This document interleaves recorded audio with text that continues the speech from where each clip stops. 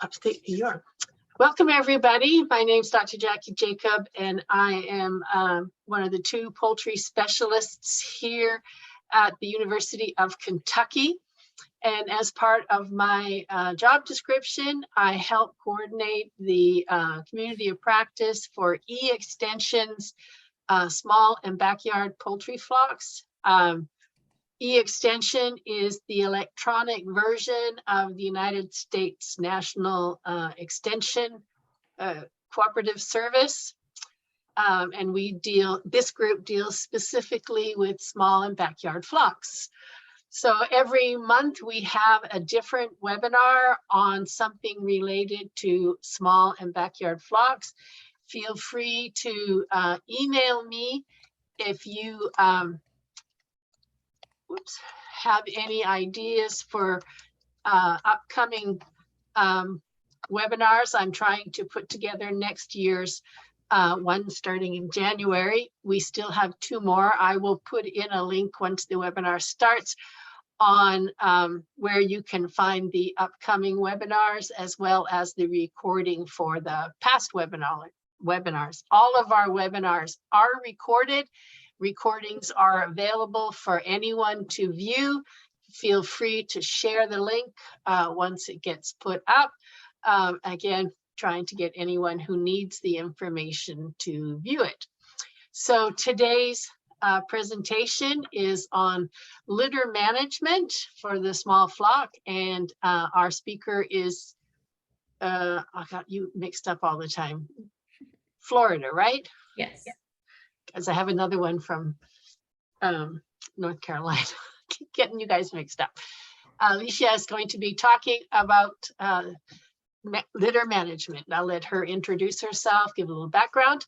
It's all yours, Alicia. I will be on mute. If at any time you have a question, please type it in either the chat box or the Q&A box. If the question is relevant to something that she's talking about, needs a clarification, I will pop back up and ask the question. Otherwise, the questions will be saved to the end. But if you're like me and if you don't type your question right away, you forget it, feel free to type it in at any time. As I said, I will be on mute, and I will be filtering questions. All right. So like Jackie said, my name is Alicia Halberter. I hope you all can see my PowerPoint here. And I'm going to discuss litter management for home flocks. I am an agricultural natural resources agent for the University of Florida. I'm housed in Baker County, which is just west of Jacksonville, so in the upper northeast corner of the state. And I deal a lot with small flocks, primarily just very tiny backyard flocks. I worked for a good portion of my career in Duval County, which is Jacksonville.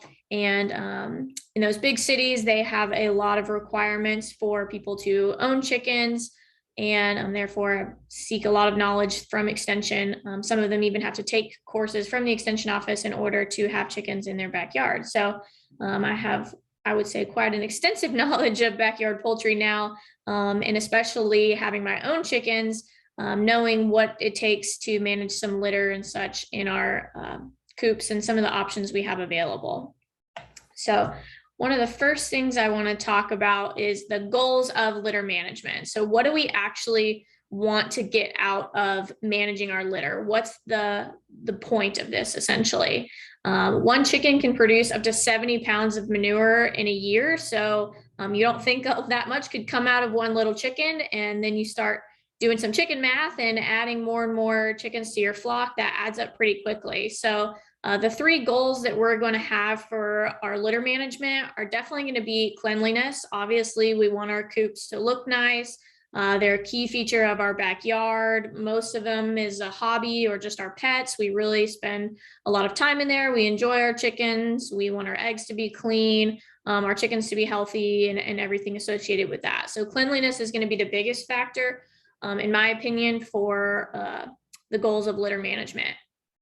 We also, of course, want to factor in some environmental protection. So we want to make sure we're not jeopardizing any nearby water bodies, any wildlife, encouraging any growth of pests or diseases that could spread to wild animals. And if we're pulling litter out of our coop, we want to make sure that we're not putting that somewhere that's going to jeopardize any type of environmental impact.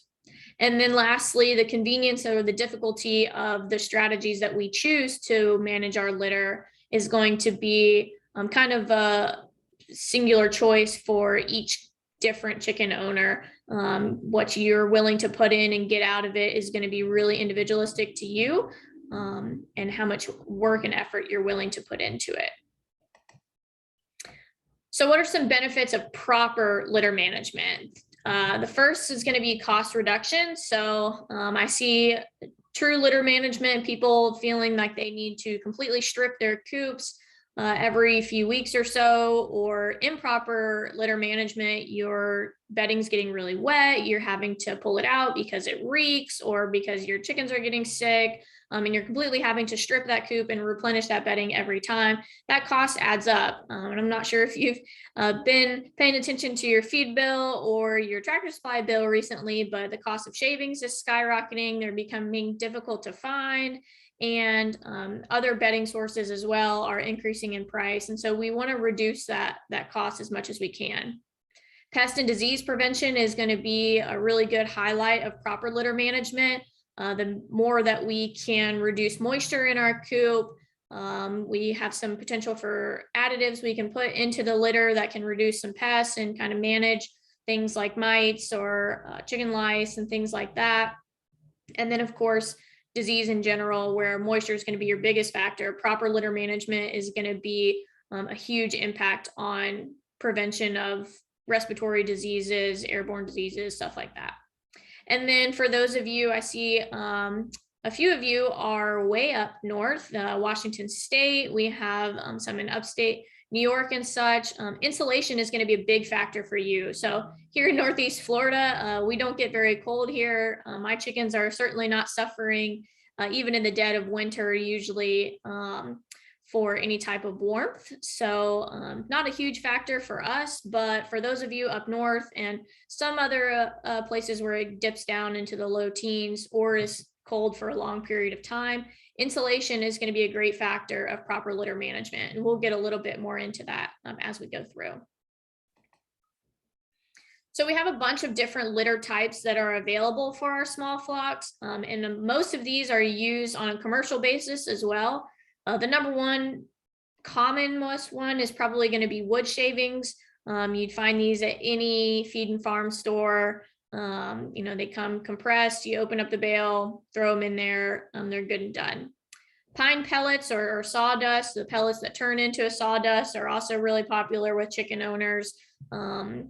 I see those more especially used for chickens and ducks. We see sometimes that turkey and large fowl are more prone to consuming the sawdust, so they might not be as great an option for them if you have a mixed flock. I'm not sure about geese. I haven't operated much with them with sawdust bedding, but just be cautious when you're introducing new beddings and such. Pine bark is also an option if that's somewhere you can find locally. We don't see that very commercially offered in feed and farm stores. It's going to be more like a big garden box store kind of thing, where you might find it in your mulches and such. Of course, we don't want to be using wooden mulch or anything in there. It needs to be some type of a natural product. Wood chips is also an option. This is a great way to reduce costs because a lot of commercial wood chippers and companies that are taking down trees and then chipping them at a lot, they need somewhere to dispose of those chips, and they might offer you, very low cost options. It might even be free if you pick them up yourself. So that's a great option for you as well. Of course, we need to be cautious of, what the source of that wood is. We don't want it to be any type of waste or discard stuff from pallets per se, or something that could have heavy metals in it, nails, just trash, anything that could harm our poultry. Paper byproducts are sometimes an option. I see this better working when it's mixed in with other litter types. So you might mix it with sawdust or wood shavings just to give a little more fluff or a little more substance to those products that might be a little more expensive. And of course, it can be hard to come by. There's no facility near me that's large, shredding operation or something that has a lot of shredded paper available. This isn't something that you would want to use, flat newspaper or anything of that sort. We want to make sure it's got some grip and some fluff to it. So it's got to be some type of shredded paper byproduct. The older paper, the better. Some of our inks can be toxic up to a certain time in there until they're fully dried. So we want to make sure that those products are completely safe for our poultry. Crop byproducts are also an option. So depending on where you are in the country, there's a bunch of different crop options for you. This could include peanut hulls, rice hulls, soybean hulls, corn cobs that have been chopped up, all kinds of byproducts that we can get from the cropping industry. And you may be able to purchase these from a various amount of feed sources. So mostly these are going to be local mills, local feed stores and such. You won't find these available on a commercial basis. And it's going to be very regional specific. You're not necessarily going to find peanut hulls in the middle of Arizona or something of that sort where those products aren't grown. So that's, again, going to be very individual choice on where you are in the country. Chopped straw is also an option. So this is kind of a crop byproduct. This is going to be straw we're talking about as far as like wheat straw, silage corn straw, corn, field corn straw. This is crop products where they're going in after the harvest and taking that chaff or whatnot, the products, and chopping that up. And then, using that as a byproduct. Again, probably not going to be commercially available. This is an option if you have a local source available to you. And I mentioned on chopped straw too, we see some people recommending hay or pine straw. I've never had success with using those in my coop. They, they get really compacted. They kind of stick together. They're not very absorbent as far as moisture and stuff goes, and it really makes it hard to clean out the coop. So if you're going to use those products, I would highly suggest that they are chopped into finer sections rather than one whole long pine needle or a whole stem of hay or anything of that sort. They can obviously be a cheaper option for you, but again, that may be something that you look into mixing with another litter product to kind of get more bang for your buck if you're having some financial strain there. Another option, and probably the most expensive option, is sand.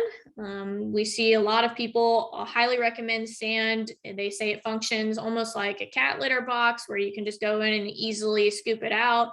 Obviously, it's not retaining a whole lot of moisture. It's going to allow a lot of moisture to evaporate quickly. It's not a great breeding ground for bacteria or anything of that sort, molds, funguses, anything really. So, but it is a very expensive initial investment depending on the size of your coop. So make sure we're getting, good sand, whether that be construction sand or playground sand, something that's going to be safe for our poultry. And, not necessarily just going out and digging in the yard. That might not be the safest option for us. And then especially those of you up north where you have a lot more trees that drop their leaves, leaves can be an option for you in the fall, just to add into your coop to reduce some of the bedding needs that you need to purchase. And I think that would be a great option for you if you have that available.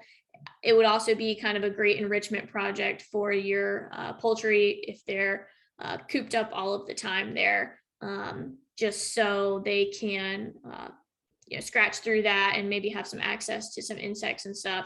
Of course, being extra cautious of products that may have gotten sprayed on those leaves and could be harmful to your poultry, or if you're selling poultry products that might be a cross contamination and impact your selling.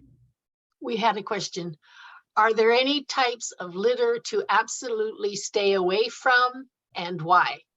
And Yvonne from Pennsylvania says that they can get cacao shells for mulch or chicken bedding. Cacao, I assume that would work as well, right? Yes, so near Hershey, Pennsylvania, those are chocolate shells that in the process of making chocolate. That's a great local source for you. As far as litter types that you should absolutely avoid, I would say hay and pine straw, it's just easier to completely avoid it. Don't bother with it. You're going to have more headache than you will any benefits from those. And you'll probably end up spending more money just because you're going to have to replace your bedding more often. Or it's going to be a real pain. Again, we go back to that convenience and difficulty of litter management. It's going to be a real pain to clean up. So I would avoid those.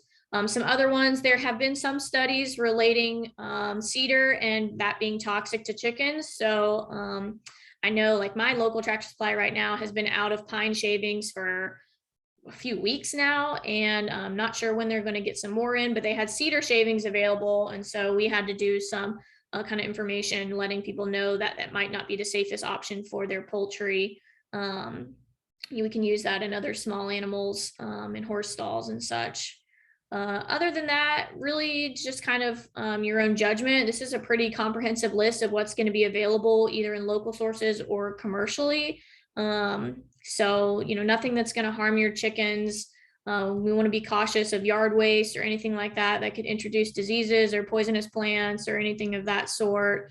And then, of course, anything that's going to be sharp or caustic to our chickens. So we'll talk a little bit about some litter additives later, but if anything like lime or other sources that could harm your chickens, you want to be cautious about including that in your bedding. There's Pam asks, are there any concerns about mold by using leaves?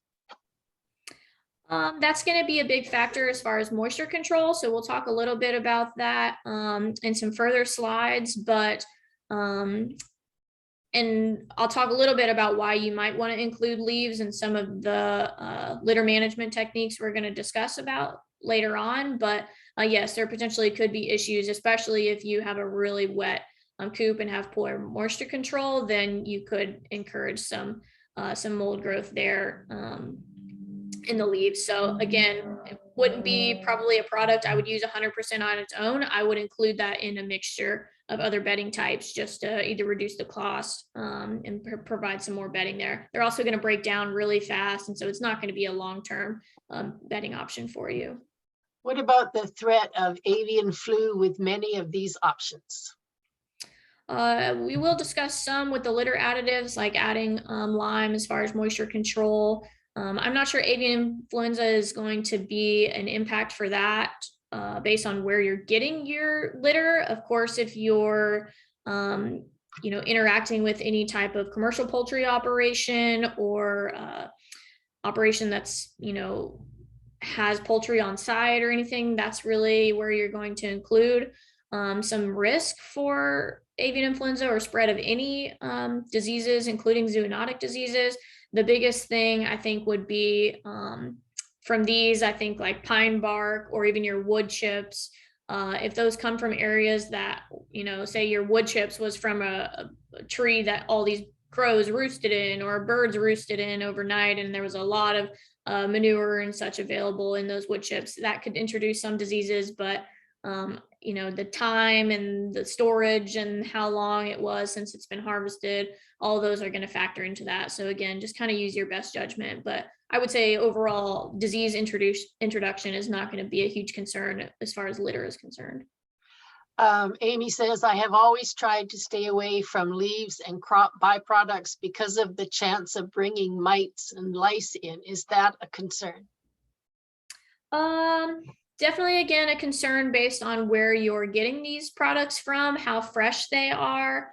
But there's always going to be a chance of introducing these products or introducing any type of pest into your coop based on, just interaction with wildlife in general. So I don't think that, and a lot of the pests that affect our poultry are poultry specific. So if they're not coming from an area, or avian specific in general, if they're not coming from something that would be impacted by birds or have a lot of interaction with birds, then you shouldn't have too much trouble. I can see with the crop byproducts, because some interactions like fleas and such can come from mice, but again, that's just kind of a risk you're going to have to assume and determine what's best for you, the cost reduction potential for pest management and such. And again, we'll discuss some options where pest management might be not so worrisome there.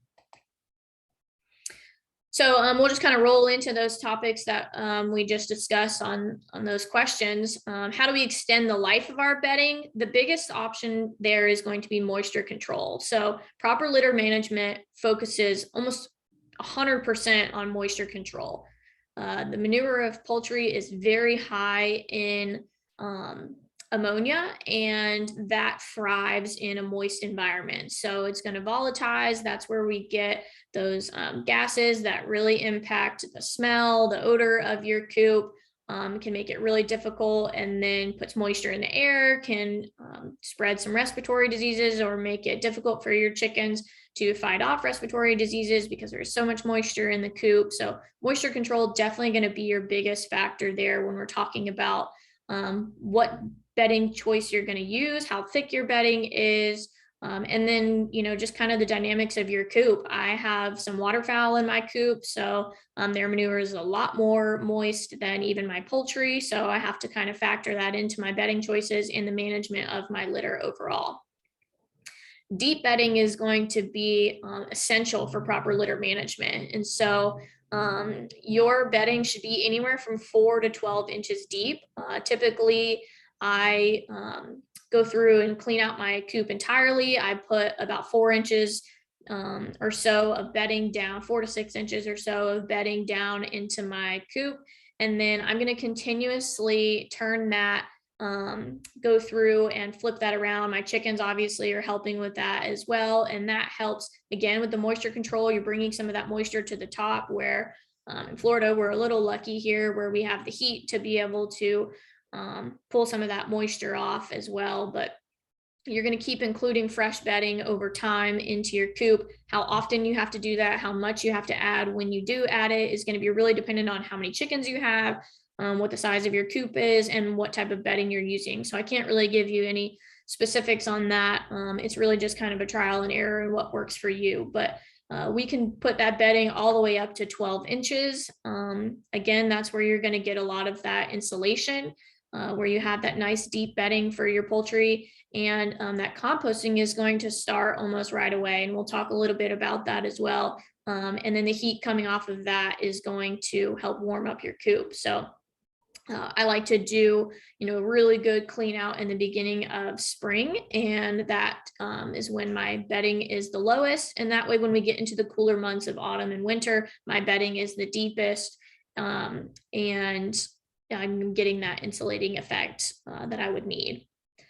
And then again, just a mention of frequent turning is going to be key in managing that litter. It's going to help break up that moisture, break up any clumps. It's going to reduce any potential for mold growth and such by allowing that moisture to stay in there. So we talked about concerns of mold or fungus in our leaves or crop byproducts and stuff. That frequent turning is going to be even more important when we're using those products that could potentially have those spores already on the products themselves.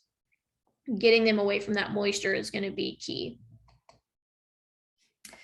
So we can also do some litter additives. So I just, our little tidbit for the day is diatomaceous earth is not a proper litter additive. It's not something you should be putting in your coop. We have seen very little benefits from that, if any, as far as chickens consuming it. There, is very little effects when it comes to, reducing parasites in your litter or anything of that sort. So that's not really an additive we need to focus on. I would say that when you're doing a full coop cleanup or adding in new bedding, that you can always add a small amount of agricultural lime, and that will certainly help the ammonia. It'll certainly help the smell. If you have really dry litter, then you don't want to add lime or any type of additive like that, because most of those are going to dry up your litter even more. So if you have the opposite problem with most people and have too dry of litter, then we want to make sure that we're not adding any additives. Always keeping in mind that lime is very caustic. Chickens should never have direct contact with lime. You should always put that in the bottom of the coop and then a heavy layer of bedding on top of that. and then it should be mixed in well. Going forward, we don't want our chickens' feet to be sitting on that or anything. You will give them pretty severe burns if they have access to that. It's not something we want them to consume, anything of that sort. We want to be extra cautious for ourselves as well. We should wear gloves, a mask, and glasses when we're spreading this. It is very fine and can get in your nostrils, can get in your lungs, and can be pretty damaging for ourselves as well. So making sure we're wearing the proper equipment when we're spreading that is going to be important. Pest control is also going to be a factor when we're talking about bedding. So this is where the mention of lice, mites, all those kind of things that can affect our poultry. We want to make sure we're staying on top of any pest control that we need. So either using a Promethean product, making sure we're checking any regulations as far as egg withdrawals or anything if our chickens are encountering those, making sure any product that we use is approved for poultry and approved for food animals. That's going to be really important. If, of course, you're consuming those animals or consuming their eggs. But pest control is going to be a big option. We want to reduce any damaging pests without necessarily killing some of our good pests. So if you're going to choose to compost in the coop, and we'll discuss that a little bit more, then we have to be a little cautious with our pest control. But some pests can be good. They're obviously nice little protein treat for our chickens if they're actually consuming them. Some can be damaging and be a little more problematic. So just be aware of that and that you might have to do some options. And then, of course, a total clean out of your chicken coop is going to be vital, at least once, maybe twice, maybe even more often on an annual basis, just so you're really taking out all of that litter and replacing it with fresh bedding. And so your chickens have a nice clean coop. You have a great start. You can add that lime if you need to. And we're removing any, excess moisture, anything of that sort. So if all else fails, a total clean out is really going to be your last option there. So if we do complete a total clean out or even just kind of a management clean out throughout the year, what can we do with that litter? So luckily, because most of us probably have small coops, there are a number of options for you. According to your local regulations, a lot of that can go into just your home garbage or a public dump if you don't have a garbage pickup. So of course, we need to be aware of overloading our municipal systems and stuff like that. We don't want to be just putting hundreds of pounds of litter out there for our garbage men to pick up. We want to be courteous to them and to our neighbors as well. So and of course some cities and counties may not allow that, so really check on your local regulations there. And then think about, the loading and unloading of that. Are you going to be able to load it into trash bags and then put it into a dumpster, or how are the logistics of that going to work? Some counties also have like a yard trash landfill where wood and leaves and all that kind of stuff can go. And so that might be an option for you as well. I would recommend that over just, a general trash landfill, because at least it might get reused in some aspect. And be a little more beneficial for the environment than just going to a landfill. The one I would recommend the most is composting. So even if you live in, the middle of New York City, you have the option of composting and have, some viability for that. Of course, this is going to heavily rely on the amount of manure and bedding that you have, the type of bedding that you have, and some other factors like how much moisture is in there, how much additional stuff can you incorporate into the compost. And so, this is going to be an individual choice for you, but overall your disposal is mainly going to be, either your home garbage or landfill or composting are going to be the biggest options there. This is something we need to keep in mind as well when we're talking about pest management, and in regards to insecticides, even herbicides, things like that. Anything that's going to be put on our chickens around the coop or come in contact with their bedding, you should reduce any chemical use there, because you're not necessarily sure of the future use of that bedding. So if it's going to go in your compost bin or it's going to go to like a public yard trash landfill where it may be used in wood chips or some other type of future use. Those chemicals can be damaging to the future plants that comes in contact with. So if it's not destined just straight for the landfill, then be cautious with the chemical use you're using there. So let's talk a little bit about composting your chicken litter. There are two ways that you can do this. You can compost directly in the coop, and you can also compost out of the coop. So if we're going to do it in the coop, it's going to just kind of take on all those points that we mentioned earlier, where you want to put down at least 4 inches of litter material. So this would be like I clean my coop out completely, or I'm starting from scratch. I might put down a little lime if that works for me. I'm going to put down 4 inches of my litter material.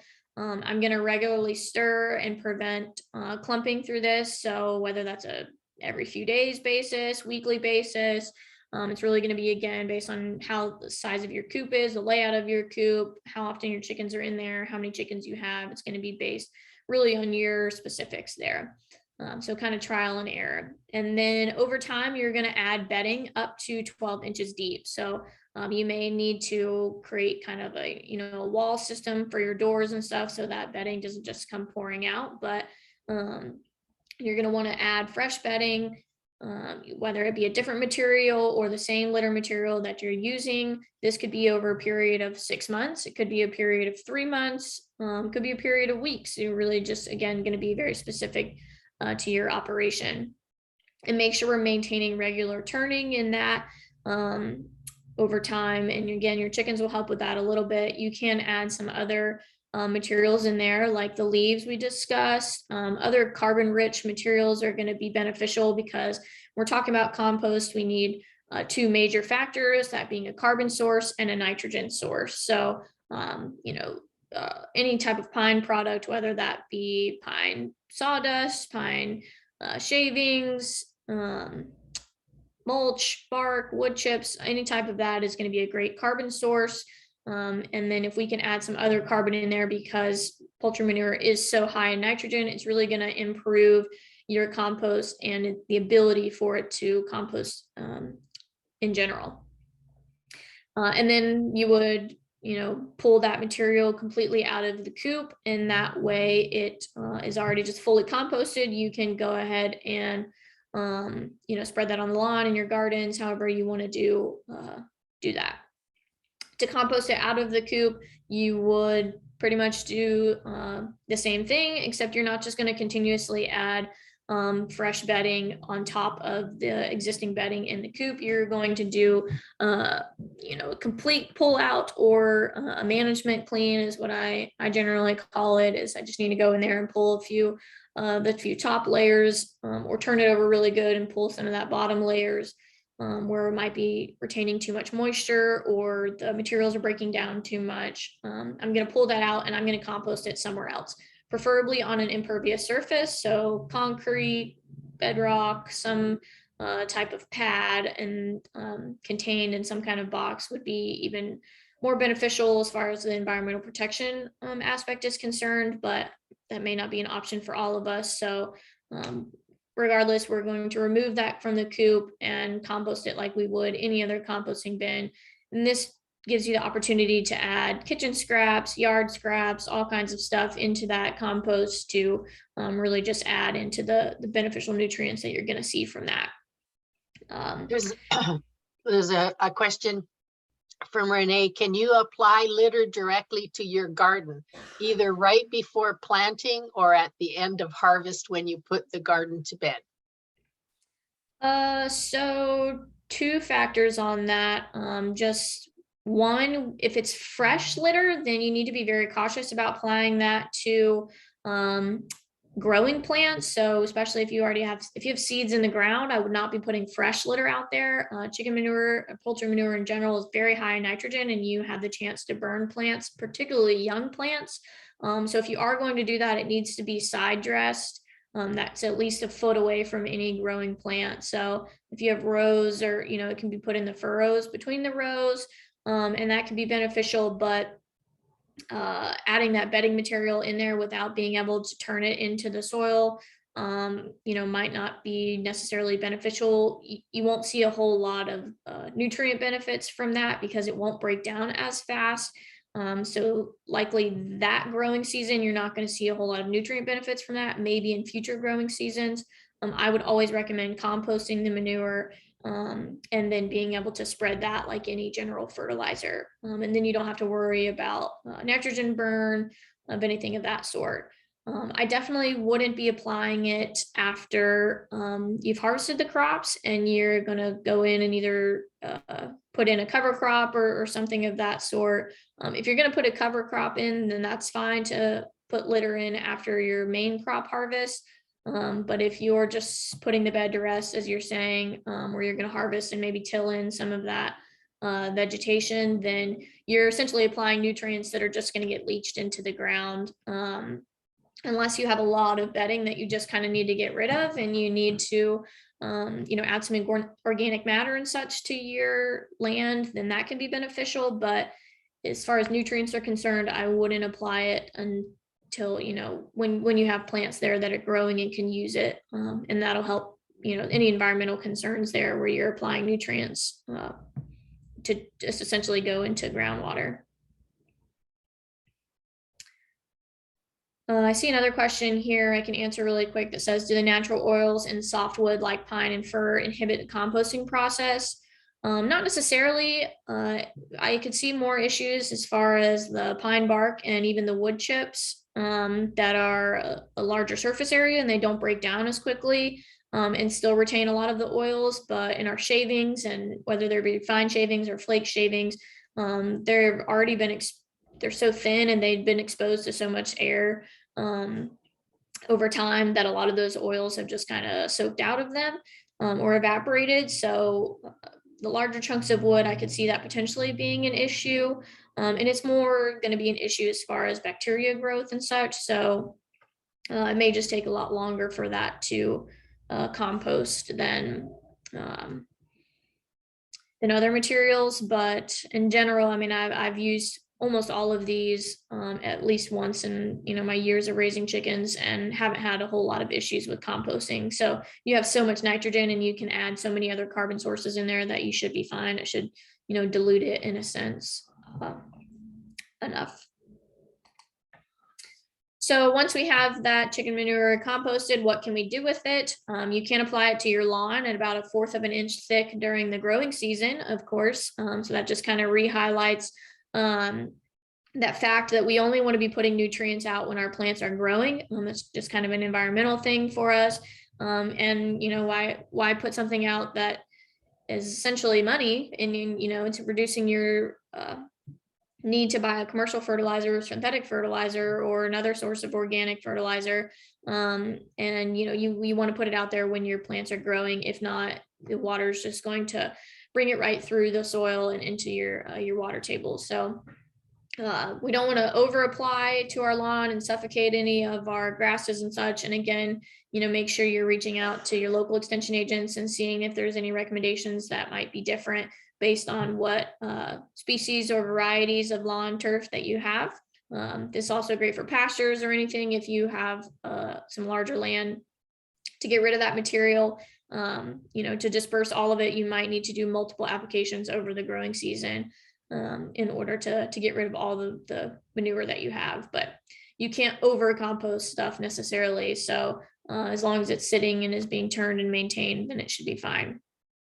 You can use this in garden beds or an in-ground garden as a soil amendment or a mulch additive. So if you already have, flower beds or something where stuff's already planted, you can mix this in with mulch that you're adding in to provide some extra nutrients. Again, composted chicken manure, not fresh manure, and that way we don't worry about any nitrogen burn.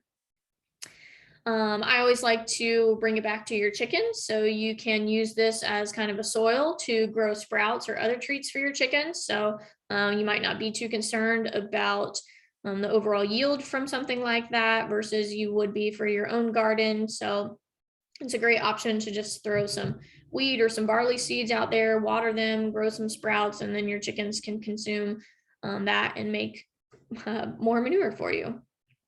Potentially based on your local regulations, you have the option to sell it or even give it away. Always check whether or not you have restrictions on that based on where you live. And depending on the quality of composting that you got and the type of litter that you're using, you could reuse this in a chicken run. So not necessarily in your coop, but if you have a contained area where your chickens have access to the fresh ground, then you can use the soil in there to kind of build it back up, fill in some low spots, anything like that, just to kind of get rid of it per se. We have a question. What are the concerns about runoff from composting? We have to be careful about covering composting manure with all the rain we get here. She's in Washington State, I think. Yes, absolutely. So completely understand there. Being from Florida, we get pretty similar amounts of rain as they do out there. And so we do also have to cover most of our composting piles. That's why we really want it to be on an impervious surface. We don't put it high on a hill. There's some advice that you should look into based on your local area and such for managing compost in general. Whether that be household compost or anything of the sort. Obviously, the amount of litter that you're going to be composting is going to be very dependent on, how grand of a scale you're going to get in your composting process. So if you've got 55-gallon drums worth or something, you can contain it completely in a housing system rather than on bare ground. But yeah, typically we would always want it to be on an impervious surface. So something that water's not going to leach through or not leach through easily, and then contained with sidewalls and such like that. And then, maintained and turned regularly, as well as covered, whether that be with tarps or metal roofing. Again, based on the size of your operation and stuff, is going to be dependent on how much you invest in that. And that's pretty much all I have. Again, just, as a chicken owner, your flock depends on you. So treat them light with your proper litter management. It can really come back and bring a lot of benefits for you. I like to manage my litter on kind of a, the lazy wans basis. And so deep bedding really works for me. I can just keep adding more fresh bedding, turn as needed, and then pull it out only a few times a year. Again, I have waterfowl and other larger birds that tend to make a lot of mess. And so that moisture control with the deep bedding just offers me a lot easier of a management when it comes to my litter, and then being able to compost it in the coop and not having to have a separate source to compost is made it super easy. So here's my contact information. You're welcome to reach out to me if you have any specific questions on litter management or some small backyard flock questions, and I can either direct you to the proper source or get you in touch to someone more local to you that might have some more specific answers. But I'd be happy to entertain any specific questions now. Anybody have any more questions, either in the chat box or the Q&A box? Either one works. I will keep an eye on both. See if we can get any more questions. We have about 15 minutes if you want to ask some more questions while you're thinking about them. Oh, what other litter additives would be added to the coop? Lime's definitely the biggest one. If you're having issues with moisture, there are some products that we use in livestock management in general, like horse stalls and such, that could be, there's a product called Stall Dry that is like a clay kind of basis. It helps soak up a lot of that moisture. And so that might be like if you have, after you have a huge rain event and it comes in and just, douses the coop or something like that, and you don't want to have to pull out all of the bedding, there's some other additives you can put in there. And those kind of mimic the commercial available litter additives that we don't have access to just as a general public.